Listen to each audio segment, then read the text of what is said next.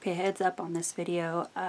My husband is currently on the way home, so at some point in this video there may be some barking noise in the background when they hear him come in the door, but just making a note of that. So today I have a couple of videos. This is going to be a two-part bit because I have a lot of books to cover. Going by the subject matter, it seemed easier to do this in two parts.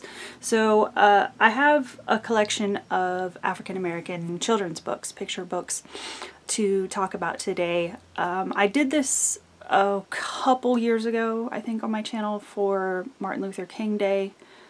It was either for Martin Luther King Day or just Black History Month in general, and it was pretty well received. I got a lot of emails and comments and stuff saying that you guys liked the fact that I put that together, and then I fell out of it the last couple of years, sorry. But I'm making up for it now because I have two parts for this year. Sometimes it's a little bit hard to find the African American themed children's books with specifically African American characters, which might be why a lot of you emailed me and or commented and said that you liked that I had a collection of them together.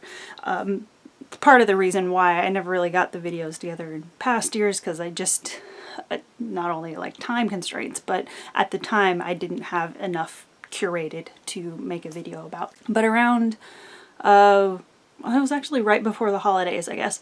One of my book friends got a hold of me and said that she had a bunch of library discards that had come into her possession that were all African American themed, and she wanted to know if I was interested in them. And I was like, heck yeah, because I figured that would be perfect for this segment this time of year. So what I've done this year is divide them up. I have part one will be books that are focused on slave narrative type history. We'll talk about Frederick Douglass and Harriet Tubman and just slave history in general. That will be part one, and then part two will be, I wasn't quite sure what to call part two other than maybe the next generation, the people that came after the people that were freed. There's books on Marian Anderson, and there's books by Toni Morrison in here on part two, and books on the civil rights movement. So I was thinking that's sort of like the people that came after the emancipation years. So that will be part two. I think that covers everything. I wasn't quite sure how to film this video because there are so many books, and you know, with children's books they're very wide, so they're kind of fumbly on camera. So what I ended up doing is I took close-up shots of some of the art I wanted you guys to see, because a lot of these books feature amazing artwork. I don't really have so much to say like opinion-wise, I guess, about the books. Mainly because they're children's books, they're limited pages, so there's not a lot of text to talk about or critique or anything like that in general. There are a few I liked a little bit more than others, but I enjoyed all of them, and I don't think you can go wrong with any of these. So I'm just going to dive in, and with parts of these, it's going to be a little bit of extra editing work for me, but I think it'll look better in the long run. For some of these, I'm going to try to insert historical pictures or historical footage, videos, something like that, where it's appropriate or where I can find textual information, so you can kind of get like the enhanced experience of who these people were in real life. So starting with 12 Miles Long, this one's by Glenda Armand and it's illustrated by Colin Bootman and won the New Voices Award. This one is specifically about Frederick Douglass and the brief time he had with his mother. This one expands a little bit from what Frederick Douglass actually said happened if you read his narrative memoirs, which I'm still working on the notes for that video. Frederick Douglass composed three different memoirs.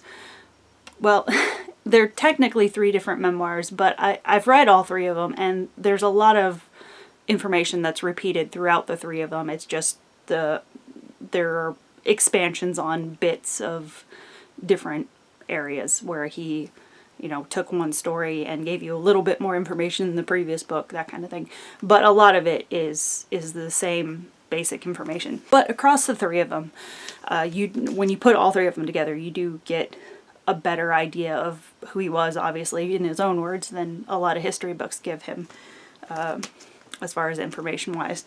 And one of the stories he talks about in his memoirs is the fact that his mother and him were separated. They were housed on different plantations throughout most of his childhood. She died very early on in his childhood, but the years they did have together, she would walk that distance as often as she could. He said, you know, a lot of times she struggled to get permission to come see him. He was raised by the cook on his plantation. He called her Aunt Katie, which I think that was just a name he called her. He wasn't actually related to her, if I remember right. I could have that wrong. But I don't think he was actually related to her. I think there was just a name he gave her, or the name she went by on the plantation. But he talks about how she wasn't the nicest person, so he always really looked forward to the few times he got to see his mom. So that's what inspired this book. And this is the artistic depiction of what his mother looked like. And she, in this book, tells him this story of, you know, he says, oh, you walk so long to get here. And she's like, oh, it's not so long. You know, I have a little game I play to make the distance shorter. And she says that, you know, for the distance between them is 12 miles long. And for each mile, she thinks on a different thing. You know, she starts the journey, the first mile is thinking about how tired she is. And then the second mile is like how hopeful she, or I don't know, I forget how it breaks down, but it's like another mile is how hopeful she is for the future, and how proud she is of her son, and memories of the family, and different things throughout each mile.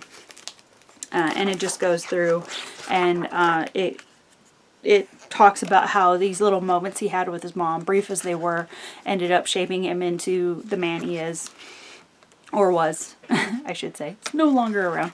The things she teaches him through this rhyme in the story, or it's not really a rhyme, but the story she tells him, it gives him a sense of family and community and sacrifice and things like that shape not only who he is, but his speeches and how he looks at the world and all of that. And then at the back of the book, there is also a afterword for kids to learn about the real Frederick Douglass, who is right there.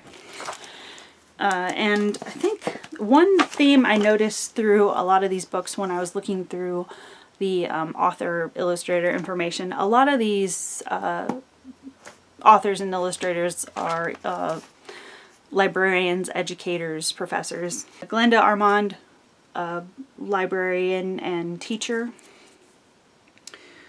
So yeah, I think I'll go ahead and insert the close-ups of the art on this one. I just took a few from each of these books so you can get a sample of what the books are like. This one was one of those ones that just like nearly every page looked like a painting by itself, but I'll show you some of the highlights.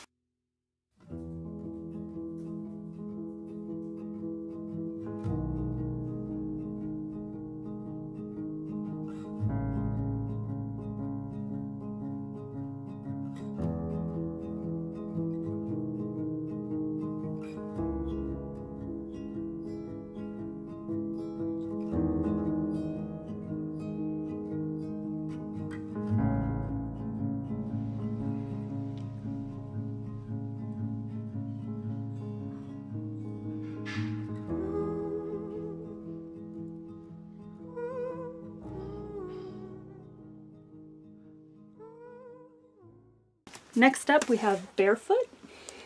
This is Escape on the Underground Railroad by Pamela Duncan Edwards, illustrated by Henry Cole. I think this one, if I remember right, this one I thought was cute because the author and illustrator this was written a while back, so I don't know if they still work at the school, but at the time of this publication they were co-workers at the Langley School in Virginia. it says that she's the librarian and he's the science teacher. Which I thought was pretty cool to have a co-worker project. But this one is really interesting.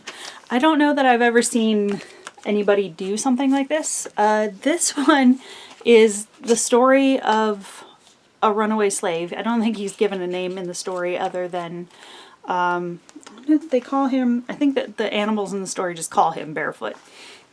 But the story is actually told from the point of view of the animals who witness this slave trying to escape the plantation and his pursuers trying to come after him. And the animals refer to the pursuers as heavy-booted. Is that right? Heavy boots. And this story is interesting because being told from the perspective of the animals, it talks about how the animals do their best to help the slave out. Like what they say, just for example, it says the frog will croak to show where the water is so that the slave can get something to drink. A mouse comes out and bends down berry bushes where he's been eating so that the slave sees where there's food to eat. There's a heron that cries whenever pursuers are getting close.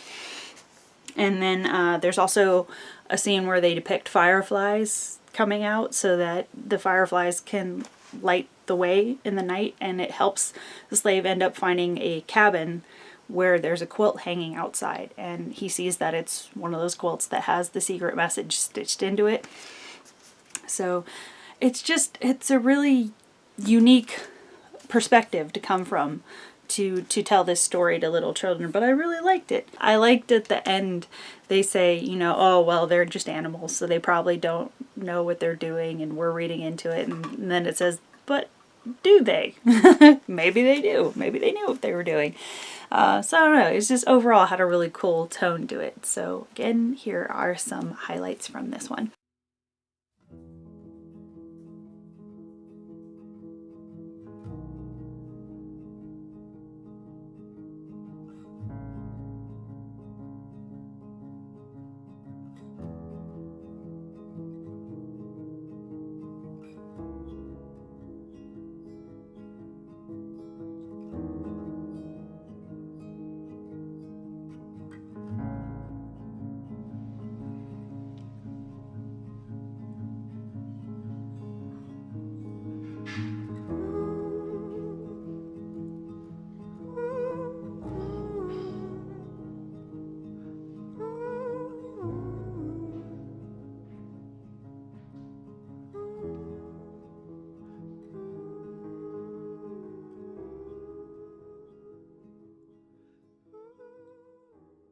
Next up we have Moses, When Harriet Tubman Led Her People to Freedom by Carol Boston Weatherford, and this one is illustrated by Kadir Nelson.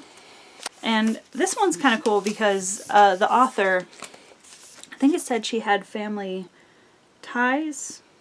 This one approaches Harriet Tubman's history from a more spiritual point of view, looking at Harriet's spiritual side and how she leaned on her faith a lot to get her through the hard years from not only being enslaved, but the struggles she had within her marriage and trying to get the Underground Railroad going and all of that, and how much she leaned on her spiritual beliefs to get her through some of the times where she was struggling with faith in herself. But what I thought was interesting is this Carol Boston Weatherford, the author, is actually a minister's wife, and it says that she makes her home in North Carolina and has roots in the same Maryland county where Harriet Tubman was born. So I guess that means she has family connections to the area where Harriet Tubman grew up, which I thought was a pretty cool little personal touch to put into the story. But yeah, this one is another one where the paintings are just amazing. The ones done by Kadir Nelson. Just the light and the facial features he brings to Harriet are just stunning. I think this one also had an afterword. A lot of these did have afterwards for the actual history behind the story it inspired. There's a big old author's note that's kind of serves as also a historical afterword. But it also points out the fact that Harriet Tubman, throughout the course of her life, ended up freeing like 300 plus slaves, I think, and not one of them ever got captured. I do remember when I was reading, I think it's just called Harriet Tubman, the book by Ann Petrie, I think it is. There's a story in there that Ann Petrie brings up that is actually kind of a famous story about Harriet Tubman, where there was one moment, at least one we know of, where, at least as the legend goes, I guess, where there was a story about, I think it was a female slave that got scared when she agreed to go on the Underground Railroad. She wanted to be free, but she kind of panicked mid-journey, and Harriet Tubman had a bunch of other people with her, and this woman started freaking out and was considering maybe going back, and Harriet Tubman was really nervous. This woman was making too much noise and going to give away their location, and Harriet Tubman pulls a gun on the woman, and I forget the actual line she's quoted as saying, but basically it amounted to her saying, you know, you're not going to ruin it for all these people that risked it. We're all scared. We're doing this. So you can either do it or you die. And she went along, and Harriet went on to save hundreds more people. So yeah, once again, here are some highlights from Moses.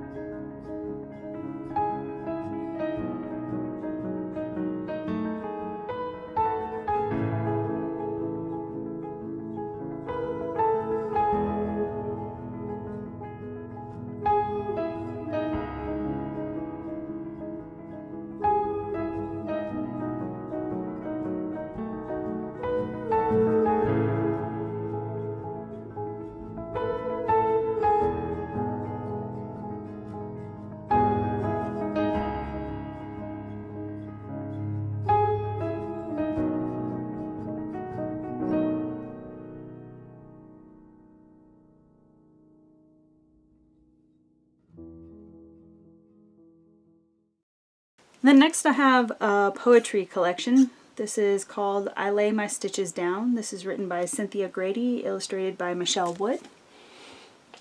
And the unique element of this one is Cynthia Grady is an educator professionally, but in the summertime she also works on quilting, teaches quilting classes, and so she wrote these poems and sort of used the idea of quilting, the patterns and stitch work and things like that to sort of craft these poems.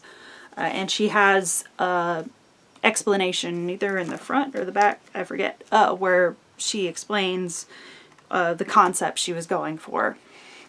Which, I don't know, when I was reading this, I didn't see the rhythm or the connection with quilting so much in the text itself. I could definitely see it in the artwork.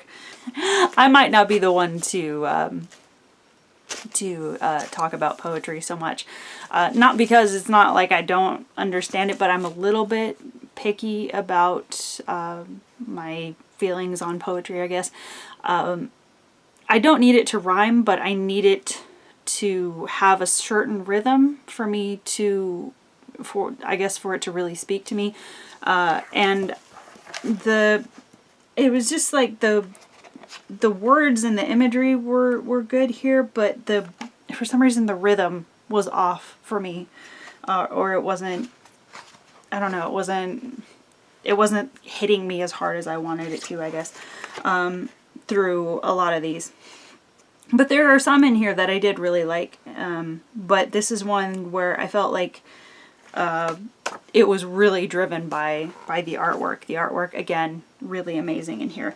The other thing I like is, if you're confused by anything about what Cynthia is talking about, there are, I don't think I took a picture of this, so I'm going to try to get it on camera.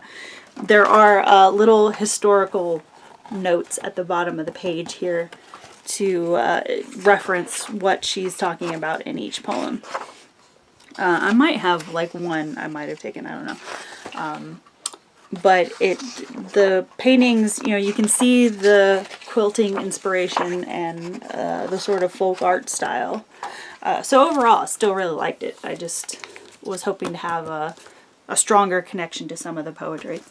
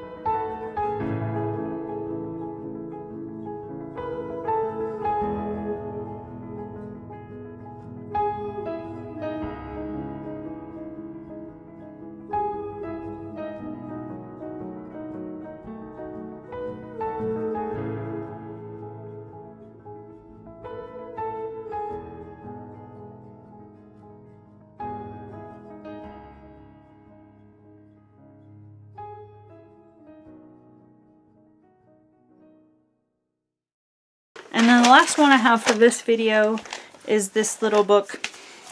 This one has a little bit more text behind it. This one's maybe approaching more middle grade readers, like lower middle grade. This one's set up a little bit more like a novel. But this is Africa is My Home, A Child of the Amistad by Monica Edinger, illustrated by Robert Bird. And this one is based on a true story, but it's told in sort of a memory book or journal style setup. And the author at the back of the book explains why she did that. But basically this tells the story of Sarah Kinson, who that's the Christian name she was given when she was brought over from Africa. But I think they said her real name when she was in Africa was Magulu. I think that's how you pronounce it, which means cherished in her language. And she, at the age of 9, she was taken from Africa, put on the, I think she's put on the Amistad from Africa, taken to Cuba. And I think Cuba is where the mutiny happened, where there was a guy on the ship that led a mutiny that led to him or a crew he put together. I think it was he himself was responsible, I think, for killing the captain on the Amistad, and then other people on the ship overtaking it. And the case hit the US and became a big news story.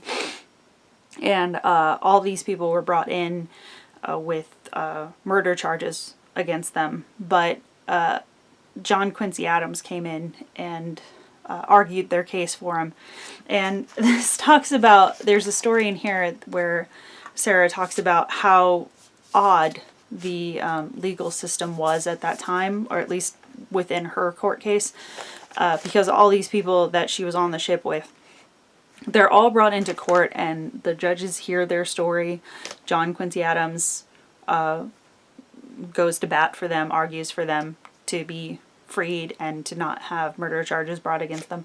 And the judges say, okay, well, since this went down in Cuba, and Cuba at that time was under Spanish rule, they said, well, since it didn't happen in the US, we won't charge you for murder.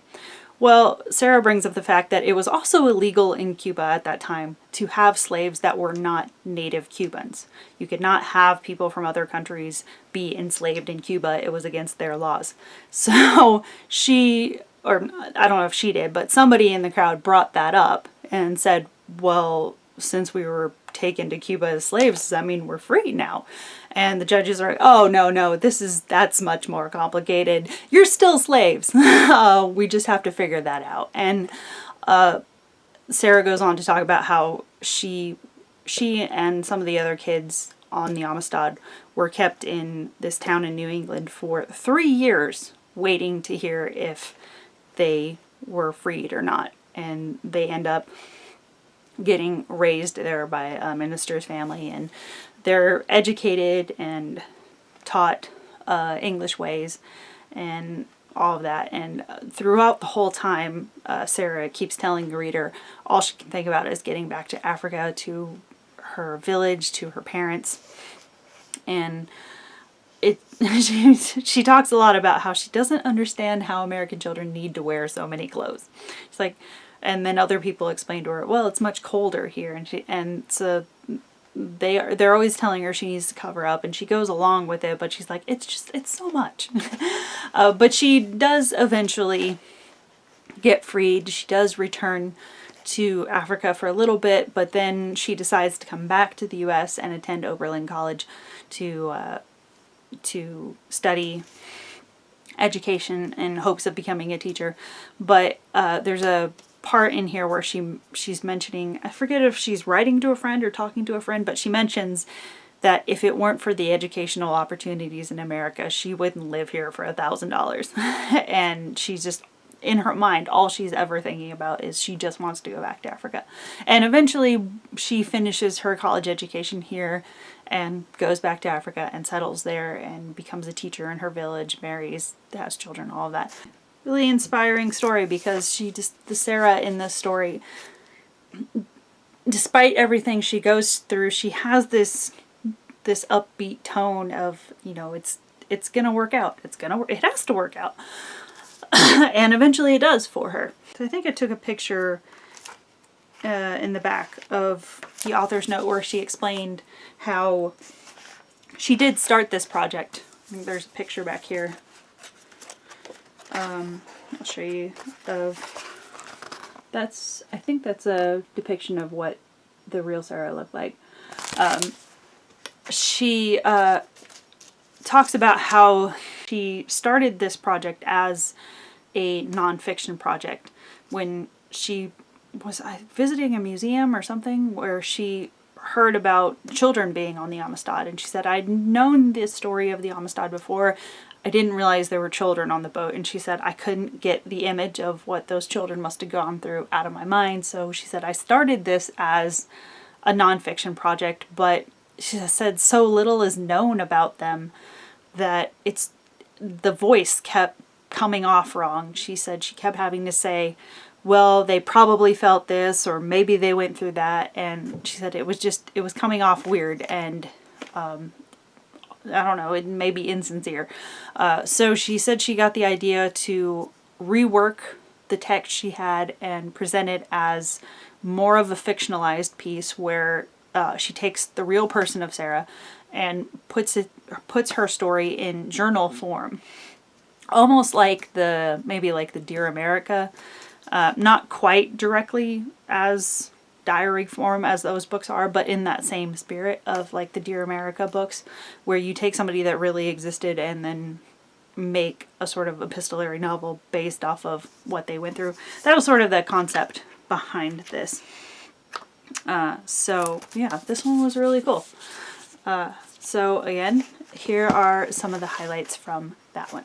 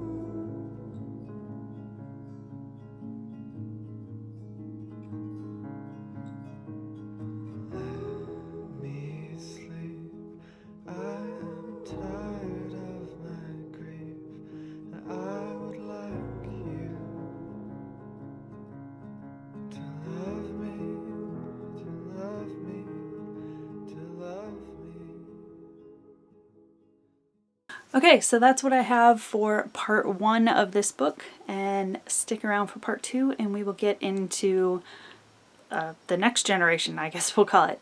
Thanks guys, see you soon.